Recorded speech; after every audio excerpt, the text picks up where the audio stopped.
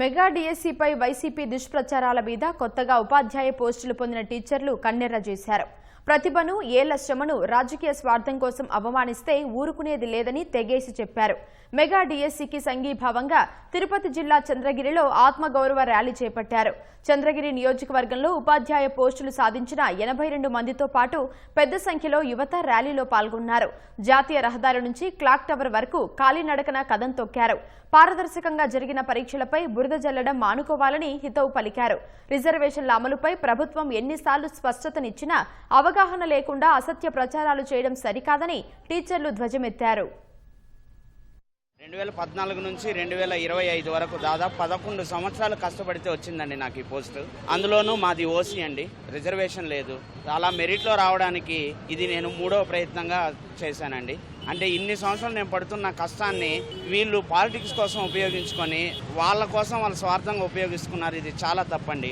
ప్రభుత్వ అధికారులకు కానీ రాజకీయ నాయకులకు కానీ ఎవరికి ₹1 అంటే ₹1 కూడా ఇవ్వలేదండి. నేను కట్టినది 2 ఫీజులు, టెట్ ఫీజు, డిఎస్సి ఫీజు. ఈ 2 ఫీజులతోనే నాకు జాబ్ వచ్చిందండి. రిజర్వేషన్లో అన్ని పర్టికులర్గా ప్రతిదీ కూడా నోటిఫికేషన్లో పేర్కొన్న ప్రకారమే జరిగాయి సార్. వాళ్ళు అమ్ముకుంటే మేము కొనుక్కోవడం మన డబ్బులు లేవు సార్. మేము మెరిట్తో వచ్చినాం సార్. మేము న్యాయబద్ధంగా చదివి ఈ డిఎస్సీని సాధించుకున్నాం సార్. రేపు ఫ్యూచర్లో ఒక డిఎస్సీ మళ్ళీ నిర్వహించాలన్న ఇలాంటి ఎలిగేషన్స్ క్రియేట్ చేసి వేరే గవర్నమెంట్ కానీ చేసి విద్యార్థుల భవిష్యత్తు నాశనం చేస్తారు సార్. 7 years కష్టపడి చదివి నేను Chittoor district top first rank. నేను కొనుక్కునే ఉద్దేశాలు అలా ఉంటే అంత కష్టపడి రాత్రి పగలు చదవాల్సిన అవసరమే లేదు. మాకు 2 ఏళ్ల పసిపాపని ఇంట్లో వదిలేసి సంవత్సరాల తరబడి కోచింగ్లలో కూర్చొని వాళ్ళకి వేలు ఇచ్చుకొని మేము కష్టపడి చదివి వస్తే గత కొన్ని రోజులుగా తప్పుడు ప్రచారాలు జరుగుతున్నాయి.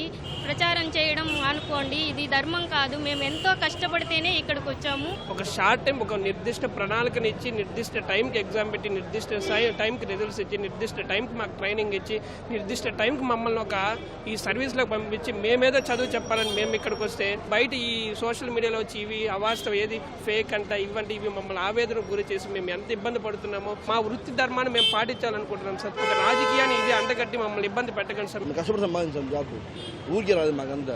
6th ర్యాంక్ నాకు హ్యాండిక్యాప్, నాకు స్టోవ్ వచ్చింది. మళ్ళీ హ్యాండిక్యాప్ పెట్టి మళ్ళీ డబ్బులు కొనేదానికి కష్టపడి సంపాదించాను. 10 yearsగా డబ్బులు అనేది కష్టపడతాను. ఆ డిఎస్సీ వల్ల ఇప్పుడు హ్యాపీగా ఉన్నాను. ఇప్పుడు ఇది అనవసరంగా అని చెప్పేసి బాలేదు సార్. అసలు హారిజంటల్ రిజర్వేషన్ అంటే ఏంటి, అసలు ఎలా ఇచ్చారనేది గవర్నమెంట్ కూడా ఆల్రెడీ క్లియర్గా ఎక్స్ప్లెనేషన్ ఇచ్చింది.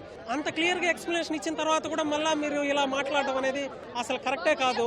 ఏదేదో హాఫ్ నాలెడ్జ్తో ఏదంటే అది మాట్లాడేస్తే అసలు ఏది విషయం ఎలా ఇచ్చారు ఏందనేది క్లియర్గా తెలుసుకొని మాట్లాడితే బాగుంటుంది సార్. నిరుద్యోగ యువత కూడా ఏం ఆలోచిస్తున్నారంటే మాకు అవకాశం రావాలని కోరుకుంటున్నారే కానీ ఈ డిఎస్సీ పైన ఎవరు కానీ సందేహం అనేది లేదు సార్. వాళ్ళు కూడా నెక్స్ట్ మాకు అవకాశం ఇవ్వాలి, మంచి పోస్టులతో ఇవ్వాలి అని ఆశిస్తున్నారే కానీ ఎవరు కానీ దీనికి వ్యతిరేకంగా లేరు. అందరూ మేము పూర్తిగా దీన్ని ఖండిస్తున్నాం సార్. విష ప్రచారాలని పూర్తిగా ఖండిస్తున్నాం సార్. సార్ ఇది పకడ్బందీకి ఎటువంటి డీవియేషన్ లేకుండా జరిగిన డిఎస్సీ సార్. ఇది ఆ డబ్బే ఉంటే మేము ఇటు ఎంత దూరం రావాల్సిన పని లేదు.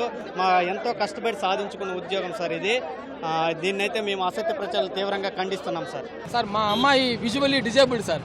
6 సంవత్సరాల అహోరాత్రులు మేము బుక్కులు చదివి తనకు వినిపించి తను ప్రిపేర్ చేయించి అంత కష్టపడి ఉద్యోగం తెచ్చుకునేది సార్. తను 3 సార్లు టెట్ రాసి ఒకసారి డిఎస్సీలో తను క్వాలిఫై కావడం జరిగింది సార్.